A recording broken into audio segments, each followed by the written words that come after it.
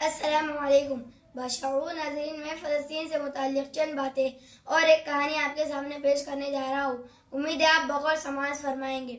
सोचिए कि आप अपने घर में बैठे हैं, जिस घर में मौजूद अपनी चारपाई, अपनी किताबें और अपने पसंदीदा खिलौनों से आपको मोहब्बत है। इस वक्त एक अजनबी शख्स आपके घर का दरवाज़ा खोलता है और कहता है, घर से निकल जाओ, ये मेरा घर है, ये चारपाई मेरी है और ये खिलौने मेरे हैं। इस वक्त आपको कैसा महसूस होगा?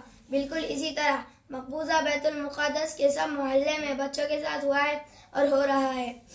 वतन की सरजमी से दम वफादारी का भरना है, वतन की सरजमी से दम वफादारी का भरना है। यही पैदा हुए हैं हम, यही पे हमको मरना है। चलिए मैं आपको एक ऐसी फ़लस्तीनी हकीकी कहानी सुनाता हूँ जिसका उन्वान है, जिसे अल्लाह रखे उसे कौन थके, जिसे अल्लाह रखे उसे कौन थके। ये मुहावरा आपने कई बार सुना होगा और इसकी हकीकी मिसालें भी देखने को मिली है। ऐसी ही एक हैरानकुन मिसाल गजा में सामने आई, जहाँ इसराइली बमबारी से तबाह मकान के मलबे से 37 दिन बाद नौमौलूद जिंदा निकल आया। मगरिबी ताकतों की हिमा पर इसराइल ने महसूर गजा पर बमबारी की और ये फजाई, बर्री और बहरी हमले कई रोज से जायद जारी है। इसराइली हमलों में हजारों से जायद फलस्तीनी शहीद हुए, जिनमें बच्चों और औरतों की तादाद ज्यादा थी।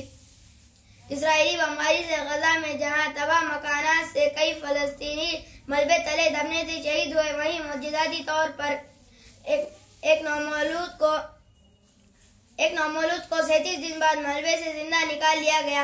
अरब मीडिया के मुताबिक इसराइली बमबारी के बाद गजा में जहां रेस्क्यू ऑपरेशन के दौरान 37 दिन बाद मलबे के नीचे से एक नौज़ायदा बच्चा जिंदा हालत में मिला, जिसे देखकर हक्काम भी हैरान हो गए।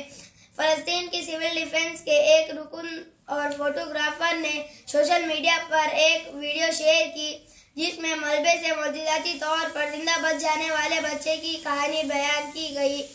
रिपोर्ट के मुताबिक 7 अक्टूबर से इसराइल और फलस्तीन की जारी जंग के दरमियान पैदा होने वाले बच्चे को मलबे के नीचे देखकर बहुत से रेस्क्यूएशन अहलकारों ने उसे मुर्दा करार दिया, लेकिन 3 घंटे की मेहनत के बाद जब इसे मलबे से बाहिफाजत बाहर निकाल लिया गया तो सब ने इसे मौजूदाती करार दिया। दूसरी जानिब भी अभी तक वाज़ेह नहीं हुआ कि मौजूदाती तौर पर बच जाने वाले नौमौलूद के वालिदैन इसराइली हमले में जिंदा बच गए या वो शहीद हो गए। देखा आपने, ऐसी है फलस्तीनी बच्चों की जिंदगी।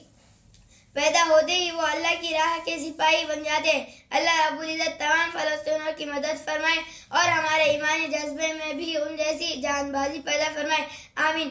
आपको ये मेरी वीडियो पसंद आए तो एक लाइक और कमेंट जरूर कर दे। शुक्रिया।